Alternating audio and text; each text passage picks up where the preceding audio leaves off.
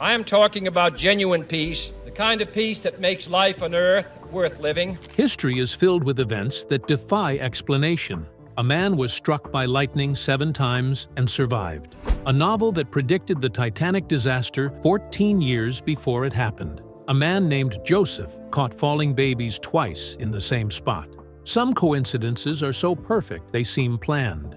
From separated twins with identical lives to a curse that came true, these historical coincidences aren't just weird, they're downright spooky. Number 15. Jim Twins. May have heard or read about my next guest. They're identical twin brothers who were separated when they were 3 weeks old. I said 3 months earlier. The story of the Jim twins sounds like something out of a movie, but it really happened. In 1979, 2 men, both named Jim, met each other for the first time since they were babies. They were 39 years old. Born in 1940, they were identical twins who got separated just weeks after birth. Each was adopted by a different family, and they grew up only 40 miles apart in Ohio. Yet somehow, they never crossed paths. Not once. What followed after their reunion shocked even the scientists. Here's where it gets strange. Both families gave their sons the same name, James, and both of them, by choice, went by Jim. Jim Lewis always knew he had a twin somewhere out there, but Jim Springer had no idea. He was told a lie, that his brother had died. Still, both Jims went on to live lives that mirrored each other in eerie ways, as if fate was pulling the strings the entire time. They each had a brother named Larry. They both had childhood dogs named Toy. They were nail-biters. They both had tension headaches. They struggled with spelling but were good at math.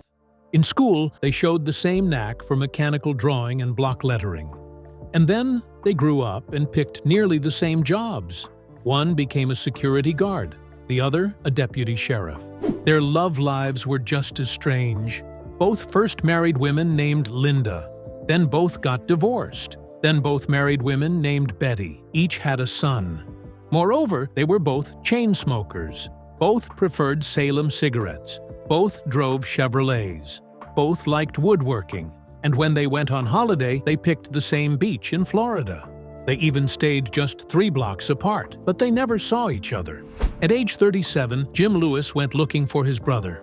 He found Jim Springer through a courthouse in Ohio. They talked on the phone. 2 years later, they met in person. When Jim Springer heard his brother's voice, he said he always felt something missing in his life. Now, he knew why. Their story spread fast. It caught the attention of Dr. Thomas Bouchard, a scientist at the University of Minnesota. He invited them to take part in a study about twins who were raised apart. The study ran from 1979 to 1999. It included 137 pairs of twins. Of those, 81 were identical. Dr. Bouchard tested the Jims. He looked at their brainwaves. He gave them personality tests. The results were shocking. They were almost identical. It showed just how powerful genes can be, even when people grow up in completely different homes. Number 14. The Unsinkable Stewardess. Violet Jessup didn't just survive one ship disaster, she survived 3. Her life sounds like fiction, but every bit of it was real. She was born on October 2, 1887, in Bahia Blanca, Argentina. Her parents were Irish immigrants.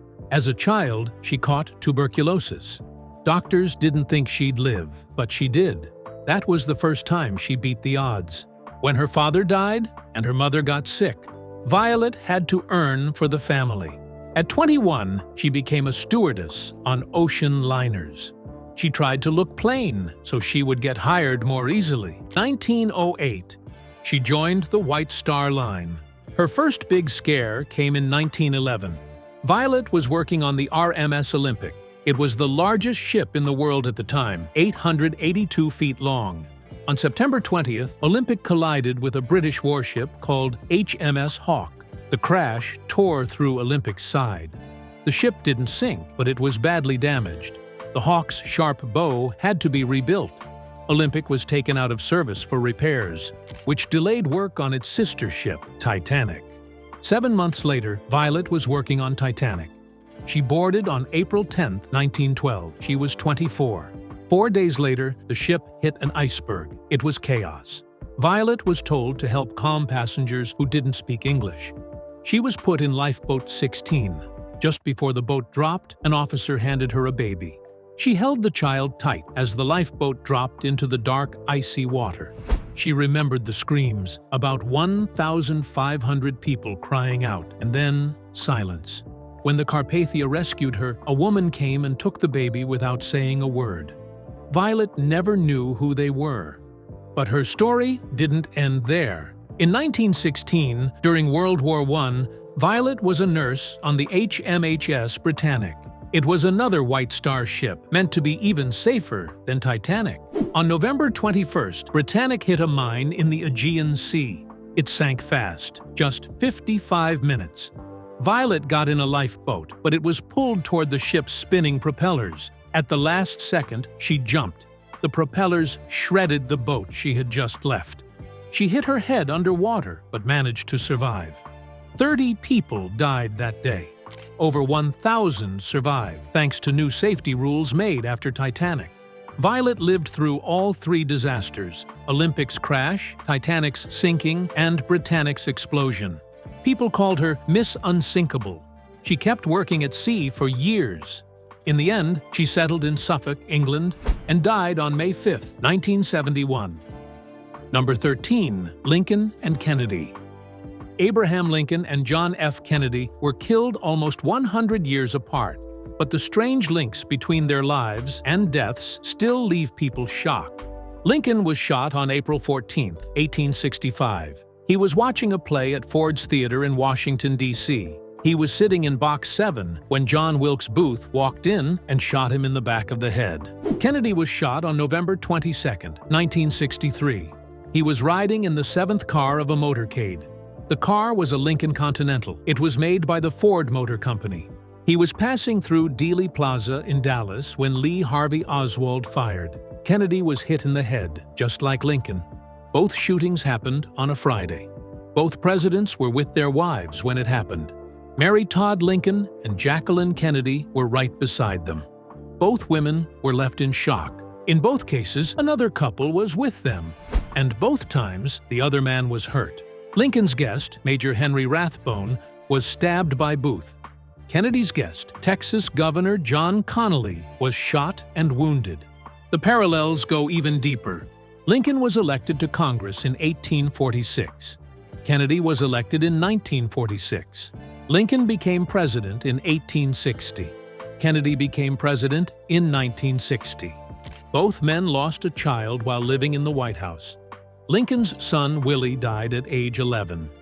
Kennedy's son Patrick died just 2 days after being born. Now, look at the killers. John Wilkes Booth was born in 1839. Lee Harvey Oswald was born in 1939. Both names have 15 letters. Booth shot Lincoln in a theater and ran to a warehouse. Oswald shot Kennedy from a warehouse and ran to a theater. Booth was killed 12 days later, on April 26th. Oswald was killed 2 days after the assassination, on November 24th. There's more. Both presidents were followed by men named Johnson. Lincoln was succeeded by Andrew Johnson. Kennedy was succeeded by Lyndon B. Johnson. Both were Southern Democrats. Andrew was born in 1808. Lyndon was born in 1908. Both served only 1 term after stepping in. Number 12. The Strange Hotel Room. In 1949, a man named Irving Sonka checked into the Savoy Hotel in London. He was there for a business conference and stayed in room 210. When he unpacked, he found a few strange items already in the room. There was a silver pocket watch, a leather sketchbook filled with drawings, and a half-finished letter addressed to someone named Mildred. All of them had the initials HH on them. The hotel staff didn't understand how they got there. They said the room had just been cleaned. No one named Harry Hannon had stayed there, according to their records. Irving handed over the items and didn't think much more about it. He was busy with work and moved on. 2 days later, something strange happened in Paris. Harry Hannon, an American cartoonist known for his comic strip Louis, checked into a different hotel, the Hotel de Crillon. His room was number 164. When he unpacked, he found something odd, too. A silk necktie with tiny music notes printed all over it. A label on the back read, "I Chonka."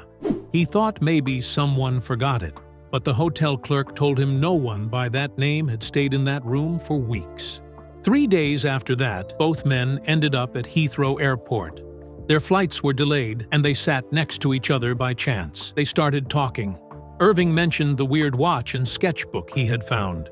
Harry's eyes widened. He opened his briefcase and pulled out the tie. It was Irving's. The story was so strange, it was published in Fate magazine in March 1950. People called it synchronicity, a word used by Carl Jung to describe meaningful coincidences that don't follow normal cause and effect.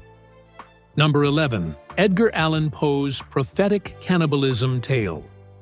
Edgar Allan Poe wrote a novel that also seemed to predict something impossible. In 1838, he published the narrative of Arthur Gordon Pym of Nantucket. It was his only full-length novel. In the story, 4 sailors are lost at sea. They have no food. They decide to draw lots to choose who will die so the others can survive. The unlucky man is a young sailor named Richard Parker. He is killed and eaten. Poe wrote that he didn't fight back and was stabbed in the back. That was fiction. But 46 years later, something very real happened. In 1884, a yacht called Mignonette left Southampton for Australia. 4 people were on board: Captain Tom Dudley, 2 sailors, and a 17-year-old boy. His name, unbelievably, was Richard Parker. It was his first long sea trip, though he had some experience from coastal sailing. The ship sank. The 4 men got into a small lifeboat. They had only 2 tins of turnips and no water. Weeks passed. Parker drank seawater and became very sick. On July 24th, they had been drifting for 20 days. That night, Captain Dudley spoke to another sailor, Edwin Stevens. He said, "The boy is dying. You have a wife and 5 children. I have a wife and 3. Human flesh has been eaten before. No lots were drawn." The next morning, Dudley walked over to Parker. He said, "Richard, your time has come."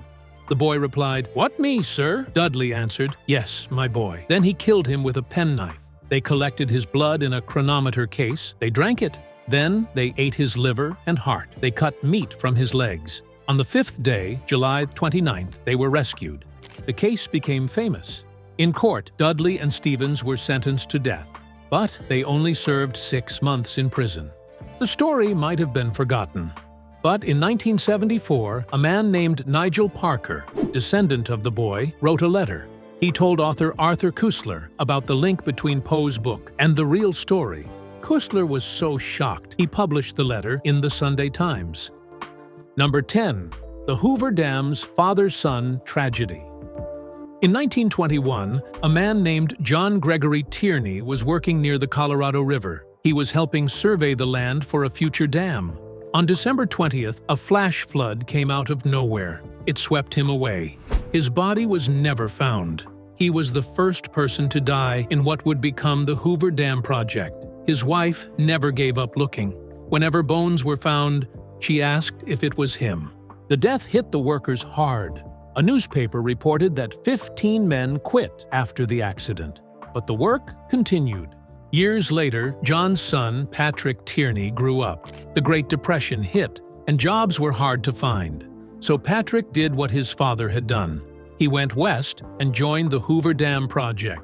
He got married, had a son, and worked as an electrician's helper. On December 20th, 1935, exactly 14 years after his father died, Patrick fell from the dam. He dropped 320 feet into the water. His body was found later that day. The same date, the same family, the same project. The local newspaper noticed the coincidence right away. The first death and the last death during construction were father and son, both on December 20th. The widow got a $100 payout. That's about $2,145 today. She buried him in Springfield and raised their son alone. Historian Dennis McBride once said, "Here is a fact that has no explanation. The thing that cannot be explained is the very thing that happened." Today, both men's names are on a plaque near the dam. Number 9. The Cap Trafalgar vs. Carmania Naval Deception.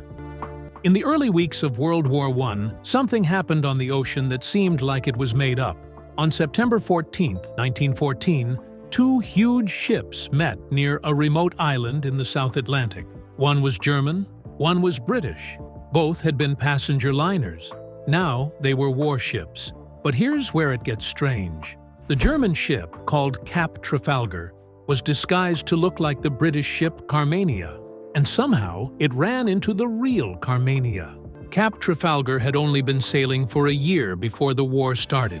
The Germans took off one of its fake funnels and gave it a new look. They wanted it to pass as a British ship.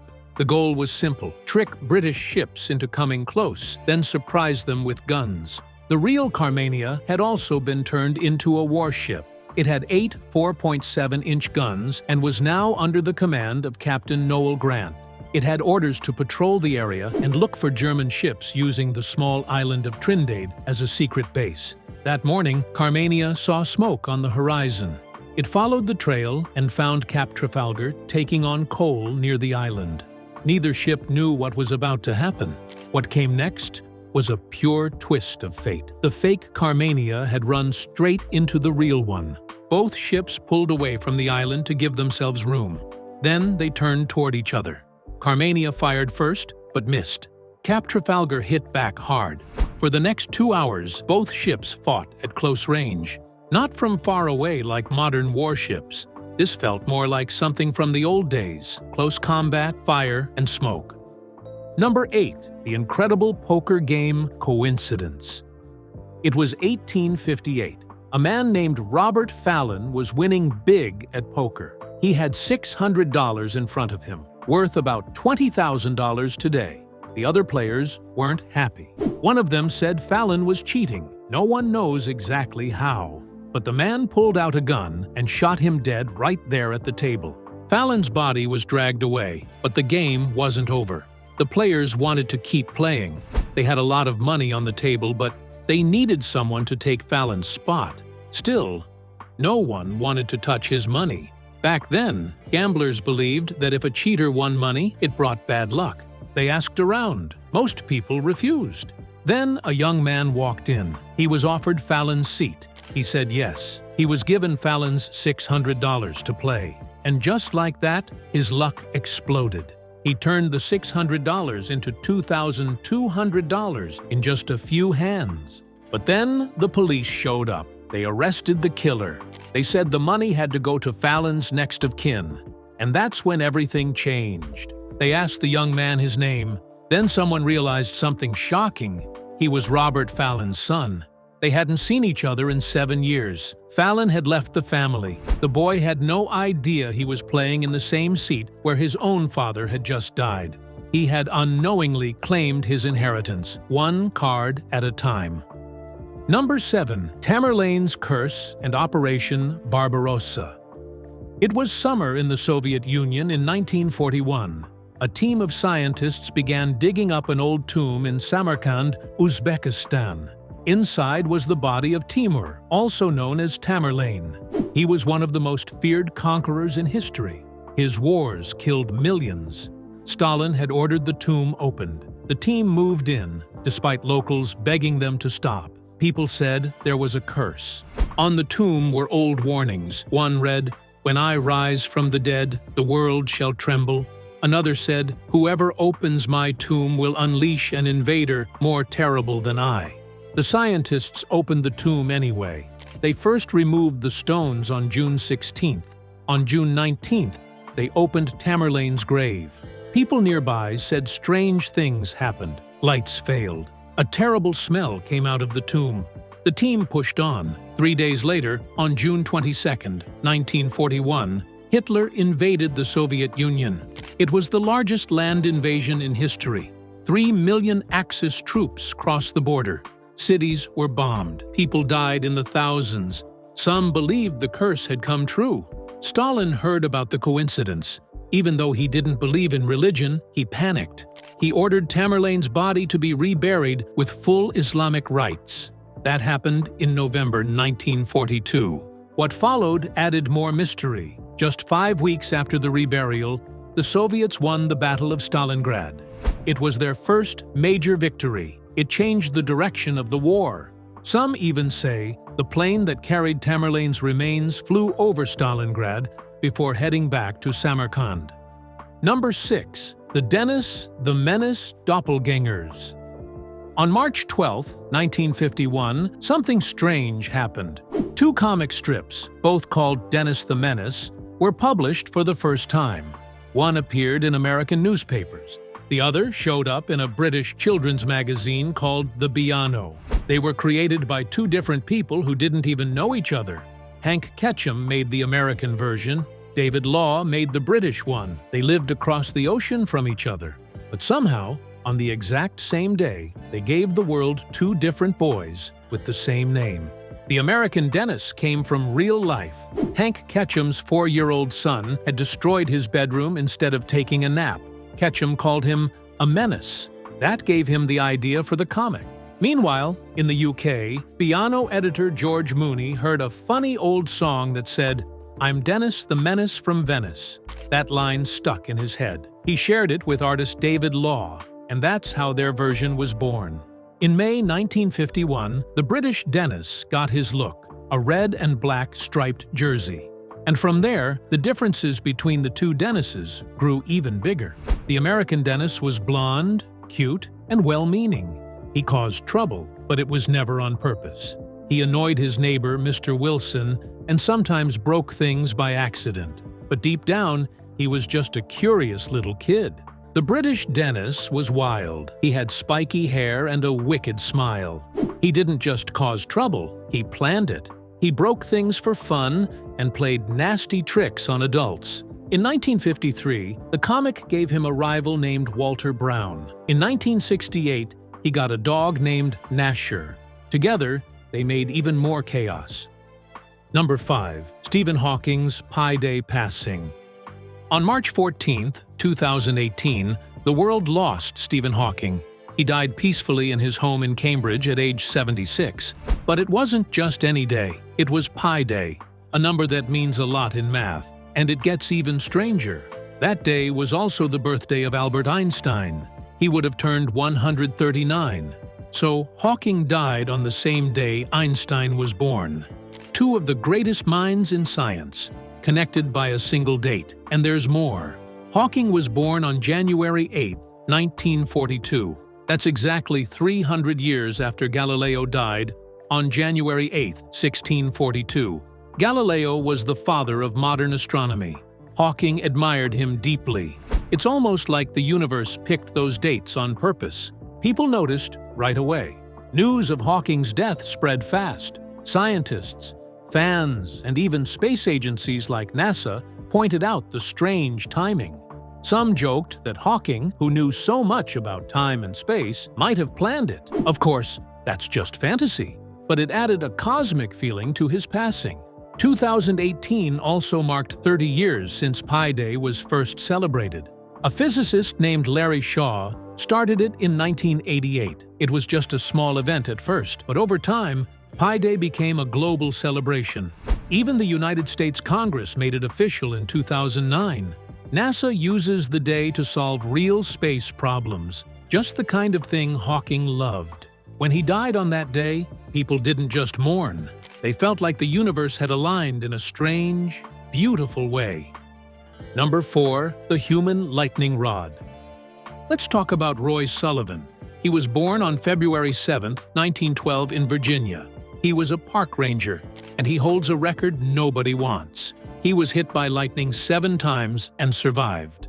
The first strike happened in 1942. He was in a fire tower during a storm. Lightning hit the building, ran down his leg, and burned a hole through his shoe. Then, nothing happened for 27 years. But in 1969, lightning found him again. It jumped through his truck window, knocked him out, and set his hair on fire. The truck rolled toward a cliff, but stopped just in time. In 1970, lightning hit him in his own front yard. It burned his shoulder. In 1972, he was hit inside a ranger station. His hair caught fire again. He couldn't fit his head under the sink, so he used a wet towel to put it out. After that, he got scared. He believed something supernatural was after him. In 1973, he tried to outrun a storm. He stepped out of his truck, and lightning hit him a 5th time. He said he saw the bolt travel down his arm and leg. His shoe flew off, his hair caught fire again, and he put it out with water he now carried just for these moments.